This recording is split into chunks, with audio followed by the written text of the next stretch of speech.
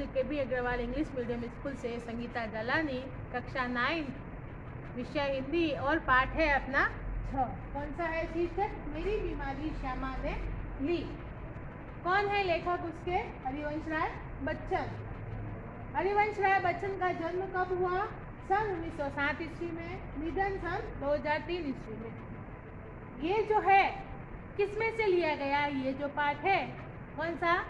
मेरी बीमारी श्यामा ने ली। ये उनके जो आत्मकथांश है, क्या भूलूं क्या याद करूं में से लिया गया है। इसका प्रकार कौन सा है?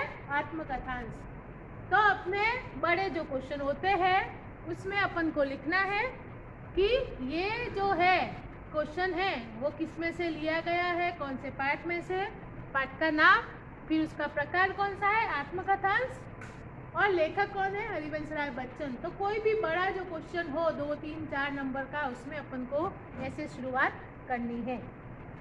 तो हरिवंश राय बच्चन का नाम आपने सुना होगा। ये कौन से समय के कवि कहलाते हैं? हालावाद। हालावाद के मुख्यतः एक ही कवि हुए हैं। इन्होंने कई रचनाएं लिखी है, लेकिन इनकी जो है एक रचना थी वही इतनी अच्छी थी कि इसी से वो इतने फेमस यानी प्रसिद्ध हो गए। तो हिंदी साहित्य में हरिवंश राय बच्चन का नाम उनकी एकमात्र कृति से ही अमर हो गया। कितनी? केवल एकमात्र कृति से ही। हालांकि विपुल मात्रा में साहित्य सर्जन किया है, उन्होंने बहुत बड़ी मात्रा में साहित्य सर्जन किया है। और ये कौन से काल के कवि है? छायावादोत्तर काल, छायावाद के बाद का समय। तो छायावादोत्तर काल के कवियों में बच्चन एक विशिष्ट सर्जक रहे हैं। कौन से समय के? छायावाद के, छायावादोत्तर काल के। इलाहाबाद विश्वविद्यालय के अंग्रेजी के प्राध्यापक के रूप में, तत्पश्चात दिल्ली में सरकारी सेवा, आकाशवाणी और 2-1 अन्य स्थलों पर आपने सेवाएं दी। मधुशाला के कवि के रूप में बच्चन जी को इतनी शोहरत मिली कि उनकी मधुशाला का सभा सम्मेलनों, कवि गोष्ठी आदि में होता था। कौन सी कृति? मधुशाला। उनकी जो है कृति मधुशाला से उनको इतनी शोहरत मिली कि उनका गायन कहाँ? साहित्य गोष्ठियों में भी होता था। कवि गोष्ठियों, कवि सम्मेलनों में भी उसका गायन होता था। लोग बड़ी संख्या में उमड़ते थे, यानी बड़ी संख्या में लोग उसको सुनने के लिए आते थे। कैम्ब्रिज यूनिवर्सिटी से जोहन पेंट्स नामक कवि के समग्र वाङ्मय पर आपने PhD की है। केंद्रीय मंत्रालय दिल्ली में आपने हिंदी विशेषज्ञ के रूप में अप्रतिम कार्य किया है। आपको कई पुरस्कार जैसे सोवियत लैंड पुरस्कार, साहित्य अकादमी पुरस्कार और पद्म विभूषण आदि प्राप्त हुए हैं। तो इनको मुख्य रूप से कौन से पुरस्कार मिले हैं? सोवियत लैंड पुरस्कार, साहित्य अकादमी पुरस्कार और पद्म विभूषण। तीर पर कैसे रुकूं में आज लहरों का निमंत्रण, ये उनकी जो कविता है उसकी पंक्तियां हैं। और दूसरी कौन सी है? इस पार प्रिय तुम हो, मधु है उस पार न जाने क्या होगा। जैसी काव्य पंक्तियां आज भी लोगों की जुबान पर है। तो ये जो उनकी काव्य पंक्तियां हैं उसको लोग आज भी जानते हैं, उनकी जुबान पर आ गई है, सहजता से लोग इसको बोल देते हैं। मधुशाला, निशा निमंत्रण, सप्तरंगिणी, मिलन यामिनी, आकुल अंतर और एकांत संगीत नामक इनके सुप्रसिद्ध काव्य संग्रह है। तो क्या भूलूं क्या याद करूं, नीड़ का निर्माण, फिर बसेरे से दूर, 10 द्वार से सोपान तक शीर्षक में 4 खंडों में लिखी आपकी आत्मकथांश है। तो आत्मकथा कितने खंडों में लिखी है? 4 खंडों में लिखी है। मेरी बीमारी श्यामा ने ली आत्मकथांश है। क्या है? एक आत्मकथा का अंश है जो क्या भूलूं क्या याद करूं में से लिया गया है। बच्चन जी की प्रथम पत्नी का नाम क्या था? श्यामा था, जो सही अर्थ में एक आदर्श जीवन संगिनी थी। बच्चन जी की जो पहली पत्नी है, क्या कह रहे हैं कि वो उनकी पहली पत्नी थी और वह आदर्श यानी कैसा होना चाहिए। आदर्श की परिभाषा क्या है कि कोई भी चीज़ जो है कैसी होनी चाहिए, तो वो उसकी परिभाषा है। तो पहली पत्नी श्यामा जो है उनकी आदर्श जीवन संगिनी थी।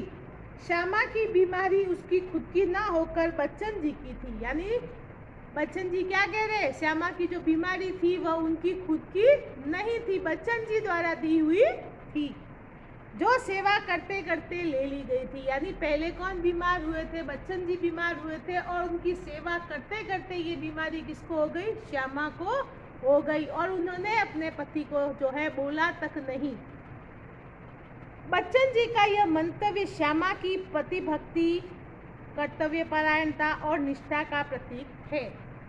तो ये जो है उन्होंने अपने पत्नी की श्रद्धांजलि के रूप में ये लिखा है। प्रस्तुत आत्मकथांश में श्यामा की बीमारी का दर्दनाक और कारुण्य सभर निरूपण मिलता है, तो दूसरी ओर कवि की भावुकता और संवेदनशीलता का प्रकटीकरण मिलता है। क्या भूलूं क्या याद करूं श्री हरिवंश राय बच्चन की आत्मकथा है। हिंदी के इस सुप्रसिद्ध कवि ने अपने संस्मरण बड़े ही रोचक ढंग से आलेखित किए हैं। आलेखन यानी क्या होता है, हम पेंसिल से जो भी रेखाएं खींचते हैं उसको क्या बोलते हैं, आलेख। तो शब्दों में जो लिखा जाता है उसको भी क्या कहते हैं, आलेख। चित्र के रूप में उन्होंने जो है अपनी पत्नी की जो व्यक्तित्व को है उभारा है।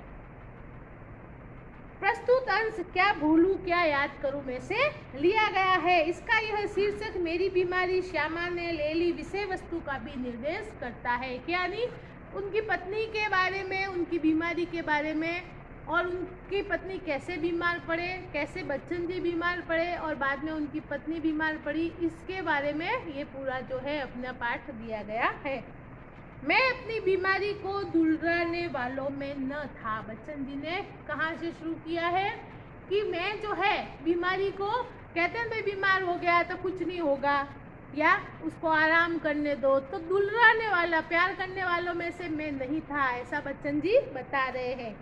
सच कहूँ तो मैं अपनी बीमारियों के प्रति प्राय निर्भय था। कैसे थे वो, निर्भय, यानी उनको अपनी बीमारी के प्रति किसी प्रकार का कोई भय नहीं था। शायद मैंने गांधी जी के ही लेख में कहीं पढ़ा था कि बीमार होना अपराध है। तो बच्चन जी क्या कह रहे हैं कि मैंने एक बार गांधी जी की ही कहीं कोई लेख में या कोई पुस्तक में पढ़ा था क्या, कि बीमार होना अपराध है। तो क्या कहते हैं कि पुस्तकें हमें पढ़नी चाहिए, उसमें दी हुई बातें कभी कभी हमारे जीवन में बहुत काम आ जाती है। तो लेखक क्या कह रहे हैं कि हमें जो शरीर दिया गया है उसे हम स्वस्थ न रखें तो हम अपराधी तो है ही। तो हमें जो भगवान ने शरीर दिया है उसको हमें कैसा रखना है, स्वस्थ रखना है, और अगर हम उसे स्वस्थ नहीं रखते हैं तो हम क्या है, अपराधी है। जैसे कबीरदास जी ने इस पे 2 लाइनें लिखी थी, जीनी जीनी पीनी रे चदरिया और ज्यों की त्यों धर दीनी चदरिया। यानी जो शरीर रूपी चादर है जैसी हमको भगवान ने दी है सुंदर और स्वस्थ, ऐसे ही हमको इसको प्रयोग में लेके ऐसे की ऐसे सुंदर और स्वस्थ वापस लौटानी है। तो अगर हम बीमार होते हैं तो हम क्या कर रहे हैं, हम अपराध कर रहे हैं। मैं इस तर्क को कुछ और आगे ले गया था, अपराधी को दंड देना चाहिए। यानी हमने अपराध किया है, क्या अपराध किया है, अपने शरीर को बीमार करने का। तो अगर हमने अपराध किया है तो हमको दंड मिलना चाहिए, और उस दंड के फलीभूत हमको क्या करना है, हमारे शरीर को और अधिक काम में धकेलना है। क्या कह रहे हैं बच्चन जी, मुझे जब कभी छोटी मोटी बीमारी होती, जुकाम, बुखार, खांसी, सिर दर्द, तो मैं खाट पर न लेटता। क्या कह रहे हैं, अगर मैं बीमार होता तो ऐसे नहीं कि मैं बीमार हूँ इसलिए मैं खाट पे लेट जाऊँ। लेखक कह रहे मैं खाट पे कभी नहीं लेटता था। क्या करता था, और भी अपने से काम लेता, यानी जितने मेरे दैनिक दिनचर्या के जो भी काम होते थे उससे ज़्यादा काम करता था।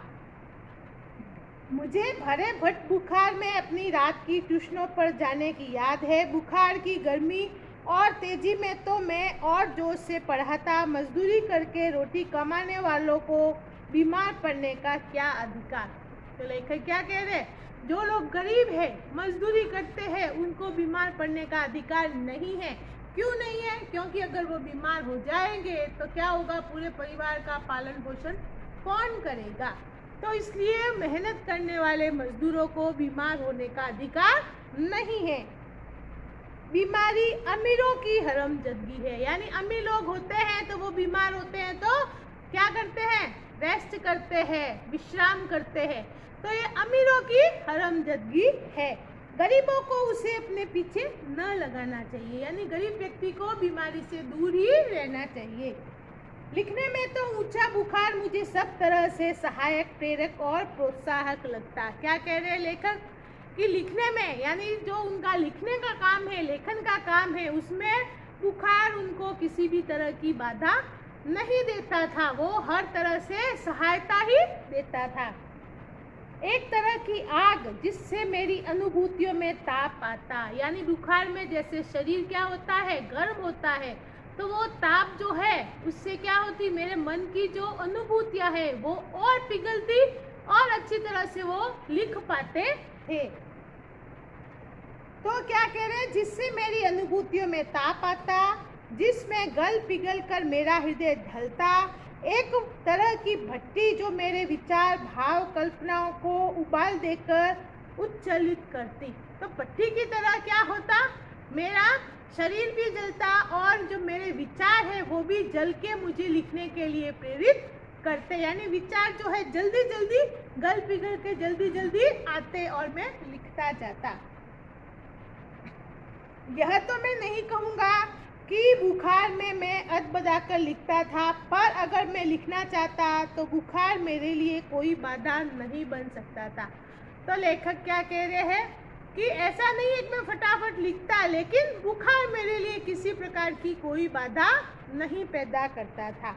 हल्के बुखार में तो मेरे सब काम हस्ब मामूल होते रहते थे। यानी हल्का बुखार है, थोड़ा सी बुखार है, तो सब काम मेरे सहजता से जैसे रोज होते थे वैसे ही हो जाते थे। कोई मेरा बदन छूकर कभी कहता था कि तुम्हें तो बुखार है, तो मैं पट से जवाब देता था कि हाँ बुखार है और मैं भी हूँ। क्या कोई बच्चन जी के शरीर को जब छू के बोलता कि तुम्हें तो बुखार है, तो बच्चन जी क्या बोल रहे थे कि मुझे बुखार है और मैं भी हूँ, यानी मैं हूँ तो मेरा परिवार है और उसके लिए मुझे काम करना ही है, आराम नहीं करना है। शायद किपलिंग ने अपनी आत्मकथा में लिखा है कि कभी कभी उसे बुखार में भी काम करना पड़ता था।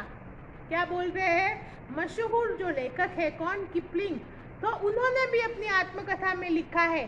तो जिन जिन कवियों के बारे में लेखक ने पढ़ा था वो उनके लिए किसका काम करते थे, प्रेरणा देते थे, वो उसका प्रेरणा देने का काम करते थे। तो कवि को ये बात याद आ रही है कि किपलिंग ने भी अपनी आत्मकथा में लिखा था कि बुखार में मैं भी काम करता हूँ, तो लेखक भी काम करते थे। क्या कह रहे हैं किपलिंग, कभी कभी उसे बुखार में काम करना पड़ता था और जब वह बुखार में होता था तो और अच्छी कहानियाँ लिखता था। किपलिंग जो है बुखार में और अच्छी कहानियाँ लिख पाते थे। बुखार में कम लिखने की मुझे याद नहीं, वह कैसा बन पड़ा इसका निर्णय मैं देना न चाहूँगा। किपलिंग क्या कह रहे हैं, बुखार में भी मैंने लिखा है, लेकिन कैसा लिखा है इसका निर्णय जो पढ़ते हैं उन पे छोड़ता हूँ, उसका निर्णय मैं नहीं दूंगा, लेकिन बुखार में भी मैंने लिखा है और अच्छा लिखा है। प्रसंगवश मुझे याद आ गया कि अपनी दो चट्टाने की दो सबसे बड़ी कविताएं छात्र के नोबेल पुरस्कार ठुकरा देने पर और दो चट्टान अथवा सिसिफस बरक्स हनुमान मैंने प्लूरसी में पढ़े पढ़े लिखी थी।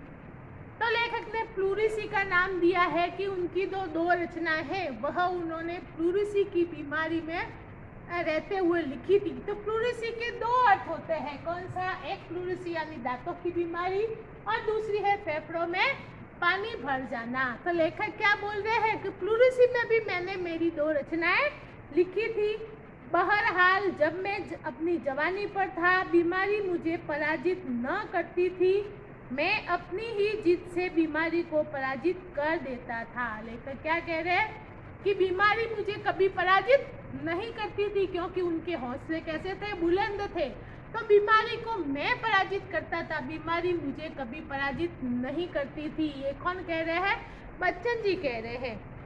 बुखार बुखार आखिर कितने दिन चलता है, यानी अपने शरीर में जो है भगवान ने प्रतिरोधक क्षमता इतनी दी है कि कोई भी कीटाणु आवे, किसी भी प्रकार की बीमारी आती है तो शरीर उनका सामना करता है, तो घर्षण होता है तो शरीर में ताप होता है, लेकिन धीरे धीरे अपने आप शरीर में ताकत है कि वो बीमारियों से लड़े। तो बुखार आखिर कितने दिन रहता? कौन कह रहा है? बच्चन जी।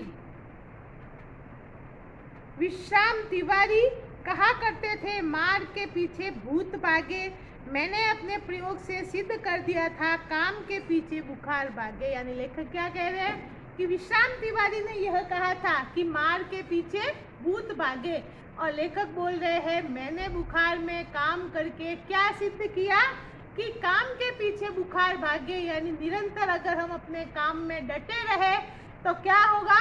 बुखार जैसी बड़ी बीमारी भी भाग जाएगी। आगे वाला और आप पढ़ के रखना।